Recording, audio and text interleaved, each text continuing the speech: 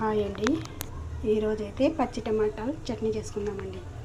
చూడండి, పచ్చి టమాటాలు కొంచెం త్వరగా వచ్చినాయి. పచ్చివి ఇవి కూడా కొంచెంగా కలర్ వచ్చినాయి అంతే. పచ్చి టమాటాల చట్నీ, దానికి కావాల్సిన పదార్థాలు: టమాటాలు సన్నగా తరుక్కున్నాను, ఎర్రగడ్డ, తెల్లగడ్డ, కొద్దిగా చింతపండు, పచ్చిమిర్చి, ఎండుమిర్చి, జీలకర్ర, శనగింజలు ఎన్ని అవసరం లేదు, సగం అయితే చాలు. ఇప్పుడు చేసే విధానం చూద్దాం.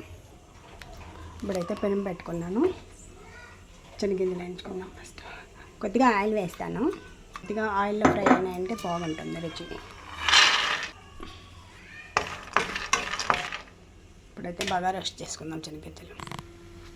ఇప్పుడైతే శనగింజలు బాగా వేగిపోయినాయి. ప్లేట్లోకి తీసేసుకుందాం. ఇప్పుడైతే ప్లేట్లోకి తీసిన శనగింజలు మళ్ళీ పెనం పెట్టుకున్నాం. మళ్ళీ కొద్దిగా ఆయిల్,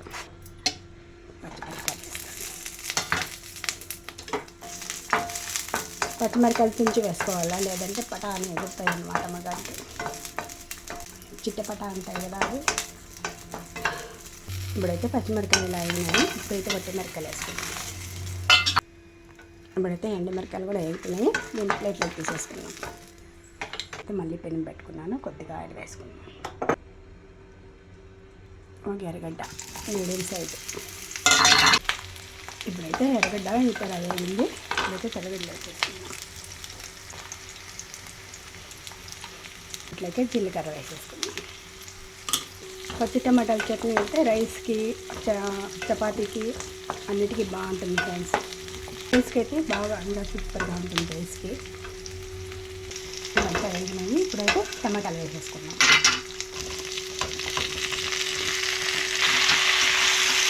ఇదంతా బాగా వేయడానికి భిన్న అయ్యేదానికి ఉప్పు కొంచెం వేసుకున్నాం. చేస్తే వాటర్ వేసేసి భిన్న అయిపోతాయి. ఇప్పుడైతే మూత పెట్టి కొంచెం ఉడికించుకున్నాం. ఇప్పుడైతే ఒకసారి కలుపుకుందాం.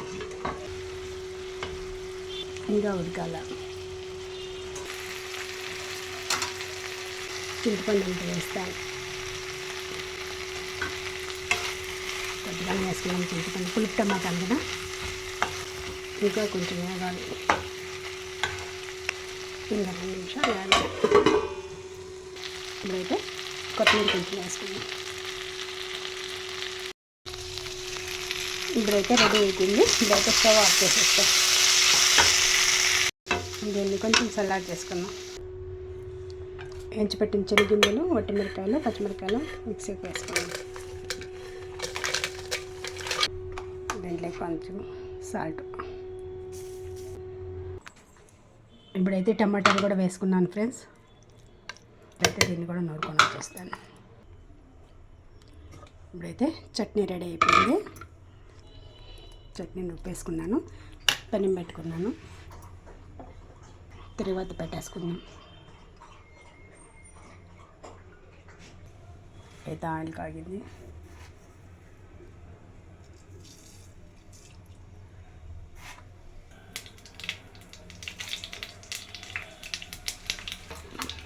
కరివేపాకు, ఇంగువ. ఇప్పుడైతే స్టవ్ ఆఫ్ చేసేస్తాను. ఇప్పుడైతే చట్నీ వేసి కలిపేసుకుంటాం.